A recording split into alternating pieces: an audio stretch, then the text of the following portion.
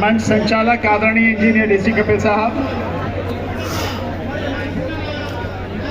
बोधिसत्व बाबा साहब डॉक्टर भीमराव अंबेडकर जी के चरणों में नमन करते हुए पूज्य भिक्षु संघ और मंच पर और सामने मेरे समाज के सभी सम्मानित और बहादुर साथियों, आप सभी को मेरा जय भीम नमो बुद्धाय।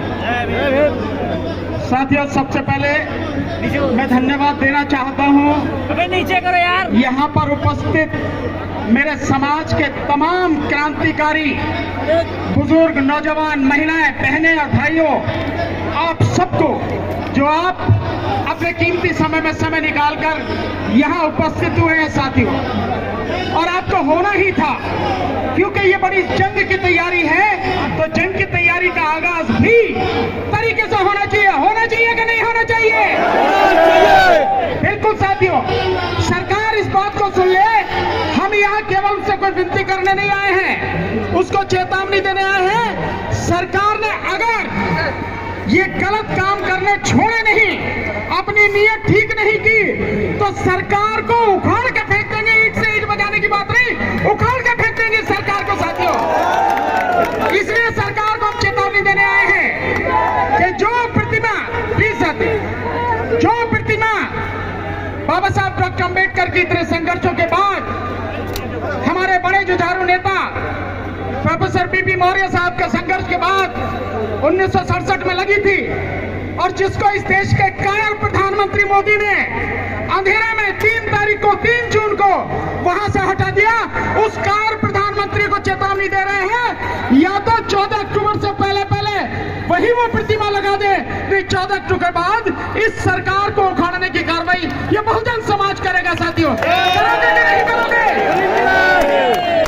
और इनको ठीक करना ही पड़ेगा, क्योंकि केवल प्रतिमा की बात नहीं रही, अब बात उससे आगे बढ़ गई है। जो काम सरकारें करती थी, अब इस देश की सुप्रीम कोर्ट कर रही है वही काम। तो अब सुप्रीम कोर्ट को भी ठीक करना है साथियों। सुप्रीम कोर्ट को भी बताना है कि संविधान के विरुद्ध में अगर आप कोई काम करेंगे, हम उसे मानने वाले नहीं हैं, उसका विरोध जबरदस्त तरीके से जमीन पर करेंगे। बड़े अफसोस की बात है साथियों, जो ये फैसला आया है 1 अगस्त को, अफसोस कि उसमें जो जज हैं, 7 जजों की संविधान पीठ में 1 जज हमारा भी है, और दुर्भाग्य से हमारे ही उस जज ने सबसे घटिया फैसला दिया है, और बाबा साहब का नाम लेकर उनको कोटेशन करके तब उसने फैसला दिया है। और ऐसा ही नहीं, उस व्यक्ति ने पहले भी समाज में कई ऐसी पिटीशन गई जिनके पक्ष में कभी फैसला नहीं किया, जो उसकी जिम्मेदारी थी, जिसमें उत्तर प्रदेश में जुडिशरी में 2000 के बाद में जो डायरेक्ट एजीजे का एग्जाम होता है, वो पोस्ट 2000 से खाली पड़ी है, करीब 250 की संख्या में। वो मैटर उसके यहाँ पे गया था, उसमें भी उसने उस मैटर को रिजेक्ट कर दिया। ऐसे लोग, अगर हमारे ही समाज के लोग हमारी ही गर्दन काटने में लगेंगे, तो हम उन्हें किसी कीमत पर बर्दाश्त नहीं करेंगे साथियों। तो लड़ाई आपकी हमारी बड़ी है साथियों, लड़ाई आपकी हमारी बड़ी है साथियों। जो काम विपक्ष को करना चाहिए था, जो अंदर बैठे आपके सांसदों को करना चाहिए था, जो एमएलए को करना चाहिए था, जो पॉलिटिकल पार्टीज को करना चाहिए था, वो काम उन्होंने नहीं किया। इसलिए वो काम अब आपको और हमें करना है साथियों। हमारी जिम्मेदारी बड़ी है साथियों, हमारी दिक्कतें भी बड़ी हैं साथियों। मैं धन्यवाद देना चाहता हूँ, हमारे यहाँ बहुत सारे वकील साथी आए हैं, जो मुजफ्फरनगर से आए हैं, जो सहारनपुर से आए हैं, जो नोएडा से आए हैं, मेरठ से आए हैं, बुलंदशहर से आए हैं, हापुड़ से आए हैं, गाजियाबाद से आए हैं, सोनीपत से आए हैं, दिल्ली में हाई कोर्ट से आए हैं, सुप्रीम कोर्ट से आए हैं, दिल्ली की पटियाला हाउस कोर्ट से आए हैं, रोहिणी कोर्ट से आए हैं, 30 हजारी कोर्ट से आए हैं, हमारे साथी साकेत कोर्ट से आए हैं, द्वारका कोर्ट से आए हैं। मैं उन सभी साथियों का धन्यवाद करता हूं, और आपका यहाँ उपस्थित होना इस समाज को मजबूती देगा साथियों। क्यों? क्योंकि लड़ाई कानूनी लड़ाई है साथियों। लड़ाई केवल सड़क की नहीं है, लड़ाई कानूनी भी है। तो हमें कानूनी भी लड़ाई लड़नी है, हमें सड़क की भी लड़ाई लड़नी है। और अब कमर कस लीजिए, अब तो आपको कोई शक रहा नहीं कि कोई तुम्हारा है नहीं, कोई नेता तुम्हारा नहीं, प्रधानमंत्री तुम्हारा नहीं, मुख्यमंत्री तुम्हारा नहीं, कोई भी MP MLA तुम्हारा नहीं, कोई मंत्री तुम्हारा नहीं, सारे के सारे मर गए। ये अपनी पार्टियों की गुलामी कर रहे हैं, इसलिए जिम्मेदारी आपके और हमारे कंधों पर है। लेकिन चिंता की बात नहीं, हम तो EVM की लड़ाई भी अकेले लड़ रहे थे, हम तो EVM की आवाज भी अकेले लड़ा रहे थे। और आज तो ये बात हमारी सिद्ध हो ही गई कि EVM में जो बेईमानी हुई है उसी के बाद मोदी सरकार जीत के आई है। नहीं तो इस चौकीदार की और तड़ीपार की ज्यादा से ज्यादा 150 बसारी कहानी खत्म हो जानी थी। ये स्थिति है साथियों। तो अब हमको साथियों, हमको ये लड़ाई लड़नी है, EVM की लड़ाई भी लड़नी है, बाबा साहब की प्रतिमा की लड़ाई भी लड़नी है, सुप्रीम कोर्ट का जो जजमेंट है उसके खिलाफ भी लड़ाई लड़नी है। हाथ उठाकर बताओ सारे के सारी आवाज लगा के, लड़ोगे कि नहीं लड़ोगे? लड़ोगे कि नहीं लड़ोगे? जीतोगे कि नहीं जीतोगे? तब तक लड़ोगे जब तक हम जीत नहीं जाएंगे साथियों। ये देश किसी के पास का नहीं है, ये देश किसी की जागीर नहीं है, ये देश हमारा है। हम बाबा साहब के अनुयायी हैं और बाबा साहब के अनुयायी अगर कदम आगे बढ़े तो पीछे नहीं हटते। और यहाँ जो जन सैलाब आज है, पीछे भी जो खड़ा है, आगे भी जो खड़ा है, और मुझे जानकारी मिली है कि हमारी कुछ बसों को रोका गया है पुलिस के द्वारा। हालांकि हमारी पुलिस से कहीं कोई किसी तरह की कोई हमें उनसे कोई दिक्कत नहीं है, हमारी उनसे कोई लड़ाई नहीं है।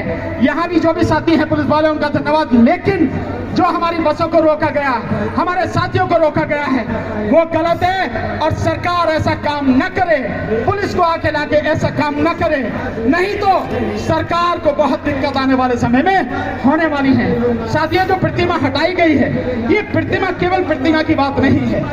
ये प्रतिमा जो हटाई गई है उस घिनौनी साजिश के तहत हटाई गई है।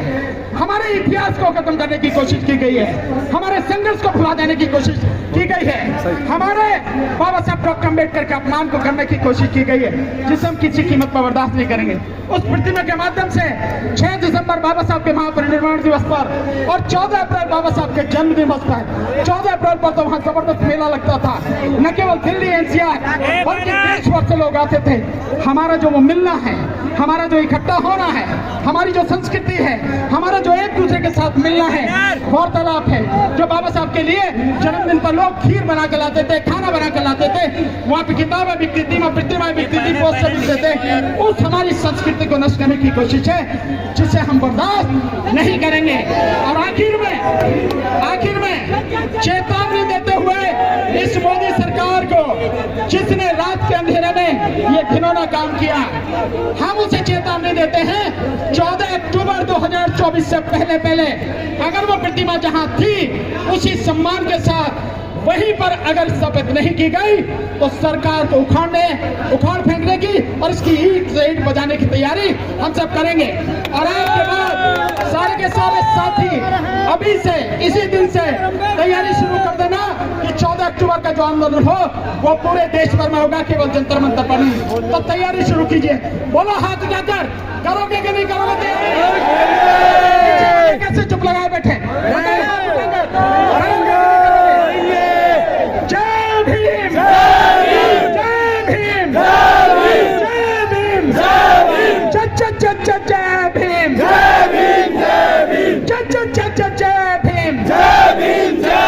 नमो बुद्धाय, जय भीम। बहुत बहुत धन्यवाद साथियों।